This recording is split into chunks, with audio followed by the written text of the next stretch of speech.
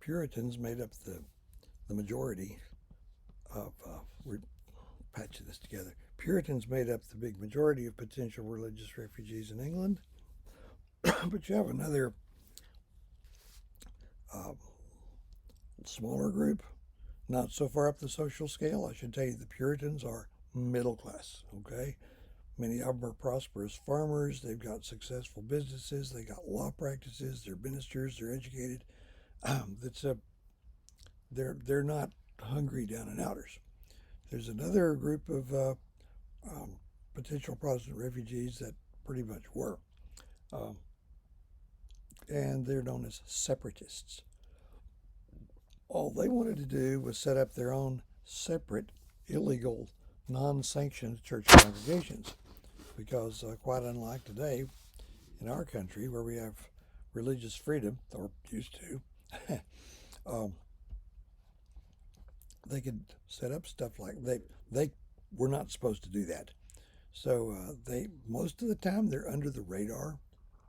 They're just small farmers, people like that. They don't get much attention. They don't pose a threat particularly, but they might if you're a separatist leader. And by the way, the theology, the beliefs are indistinguishable from those of the Puritans. The only difference is the Puritans insisted that they were loyal members of the Church of England, and the separatists are just shrugging that off and not pretending to be. Okay, but if you're a separatist leader and you don't, you know, comply with orders to shut up, what could happen to you, and it did to some, was that you could get they could cut your ears off, bore a hole through your tongue, take a branding iron to your face, and then there's the fine. Okay, how strong is your faith? Um, so these are people, just a small number of them, are the ones who will be known as pilgrims. I'll tell you about them later. Their significance in our lore greatly outstrips their numbers. But it didn't stop there. Religious refugees continued to feed the colonial population throughout the colonial period and beyond. In England, in the 1640s and 50s, England became almost a weed patch of very radical groups, sometimes mixing religion and politics. You had the diggers, and you had the levelers, and you had the Quakers. Okay, these people were very religious after a fashion, but they rejected the idea of having a. They didn't have any really. They weren't organized. They didn't have a clergy. Uh, they weren't organized anyway. When they had their meetings, they would just sit quietly until someone received the inner light, and they would get up and tell everybody else what was on their mind and sit back down. Well, they called themselves the Society of Friends. To call them Quakers was to ridicule them. The idea being, from people who did not know them well, that when they reached a high enough level of religious frenzy, they would literally quake or shake, hence Quakers. They themselves adopted that later on. So quite a few Quakers are going to come, and they practically ran Pennsylvania, which was actually set up as a haven for them in the 1680s. All right. Um, they're very controversial even in America. Let's see, in the 18th, well, late 1600s, about the time the Quakers were coming, German religious refugees started to show up. Germany was a patchwork. Germany didn't actually appear on the map as such. It appeared on European maps as the Empire, or the Holy Roman Empire, um, and it consisted at some points of as many as 300 separate, mutually independent little principalities, nominally ruled over by the Holy Roman Emperor, who was elected by the princes of the principalities. So most of the Germans are either Catholics or Lutherans, but you also have some other groups who weren't really popular with either one. You had so called Anabaptists, no relation to Baptists of today particularly. You had the Moravian Brethren, you had the Hutterites and the Schwenkfelders, etc. I'm not sure where all that means, but they were tired of being persecuted. And by the way, if you want to be burned at the stake in England, they're not going to do it for you. You'd have to go to Germany for that. Why are we not surprised? So they're looking for a way out. So Germans start arriving in Pennsylvania, which offered religious liberty in the 1680s and beyond, and many came. And polling has indicated, you know what, check all the countries you think you have ancestors from. People who believe they have English ancestors, in the white population at least, are the only ones who outnumber people who have German ancestors. I have both, like a lot of people. So religious refugees. There were French religious refugees. It might surprise you if you know anything about it. There was a very powerful religious movement in the French middle class in the late 1500s. There was a messy 40-year civil war that raged over that. And then a Protestant inherited the crown of France, had to nominally convert to Catholicism in order to get crowned and be king, and he issued an edict protecting the Protestants. This was in, I think, 1598. And then in 1685, Louis XIV canceled the edict, canceling the protection on the grounds that there weren't any easy for you to say, Protestants left to protect. There were really quite a few. He was just taking the protection away. And those who could fled to the Caribbean and from there on to South Carolina. So America was just a haven for religious refugees of all stripes. So beyond that, you have that doesn't account for everybody still. I think a lot of people came just because it's the thing to do. It's a new world, empires to be conquered, fortunes to be won. So when you think about it, how much difference could there really be between some 20-year-old dude that climbed on a Harley and head out I-20 just to see what's the other end today, and what would have made his great to the power 10 grandfather climb on a wooden ship and head out across the Atlantic to see what's on the other end, and for no other reason.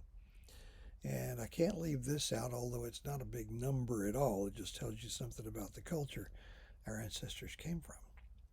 Younger sons of aristocratic families. All right? Let's say the head of the family is going to be a man, and let's say he's a member of the nobility. He has a title. He's a duke or a viscount or an earl or a marquis or a baron. Holds a seat in the House of Lords. And you have money, which is revenue paid to you by your tenant farmers. That was the only respectable money, by the way. Respectable is the word I tried to say. So, the thing is, if there's just one title, the oldest son by law inherits it, along with all the property. It was called primogeniture. It was the law. That's how you keep estates from breaking up. It splits between 3 sons in the next generation and 9 grandsons in the next generation. You just disappeared off the radar scope. So what would normally happen is the oldest son inherits the title and the land. The next son probably is sent to a university to train for the clergy, whether he has a religious vocation or not. The third son, they could send him to study to be a barrister, what we call a lawyer. But from time to time, the money's going to run out to do that kind of thing before you run out of sons. So let's say you're the last one. You've been raised in comfortable, socially respectable circumstances. All your needs are met. And now dad's gone and big brother's got it all, and don't expect him to be generous. And all you've got in this world, all you have got is a little bit of respectability. You are struggling just to keep up appearances. But when you sign your name, you can add a 3-letter abbreviation. ESQ stands for Esquire. That is the title of a gentleman. That counted for something, at least. You didn't get to be a gentleman just holding the door for a lady who proves to be a feminist and punches you out. It was something you're born to, and that's all you've got. So I'm going to say that if there's a sort of code of behavior that goes along with maintaining that status, you're going to be a stickler for the rules. And this is really why I'm telling you this. This is completely un-American. There are a couple of things here. For one thing, a gentleman does not work. Common men work. A gentleman doesn't do that. He also pretends to be real snooty about money. He just assumes it. So, stooping to engage in commerce and trade, that won't work either. That's not upper class, that's middle class. So, you're kind of in a bind here. So, to pick up a shovel, bend your back, break a sweat, raise some blisters, you're not a gentleman anymore. You're a common man. You've lost all that you had. So, America is an attractive place for young men like that because they fantasize that they can come over here and carve out some lordly estate and live the lifestyle that their birth rank entitles them to. Is it going to work? Almost certainly not. But that doesn't matter. What matters is it gets them here. So you see that our European ancestors brought with them values that fell away pretty soon in America and are not part of our values now. Okay. The first colony that actually hung on, I have to try to not to say successful. If you'd been there, you wouldn't have thought it was successful. I should tell you at the outset that at the time, the English referred to the entire east coast of North America, north of Florida, as Virginia. Was given that name by, not officially, just caught on, by Sir Walter Raleigh, who's trying to curry favor with the Queen, so he named it Virginia in honor of the Queen. Well, I thought her name was Elizabeth. Well, yeah, but what's the unofficial title? She was the Virgin Queen. Was she really? Probably. Smart woman. And the reason she never married, she understood that whatever dude she married would be the king, and she would have the privilege of standing by and watching him govern. She figured she's a daughter of Henry VIII. She's going to do a better job of that than any available man. So, yeah, I'd say she probably did, but there you go. It's named in honor of her status as the Virgin Queen, which may have been a kind of subliminal way of connecting her in people's minds with the Virgin Mary to further legitimize her claim on power. Oh, well. All right. In 1606, the new king, James I, granted corporate charters to two new trading companies, or sometimes called joint stock companies. It's basically the origin of the modern limited liability corporation. Investors could pool their investments by buying shares, all right? Their losses would be limited to what they had invested, but it enables them to pile up the piles of cash it's going to take to get something like this going. Now, both these companies had monopolies on certain parts of eastern North America. You had the Virginia Company of London, which I will refer to here on out as the London Company. Company of London because it's headquartered in London. And it could claim anything, or it could settle anywhere from the Cape Fear River in what's now North Carolina up to the Hudson River where New York City is built.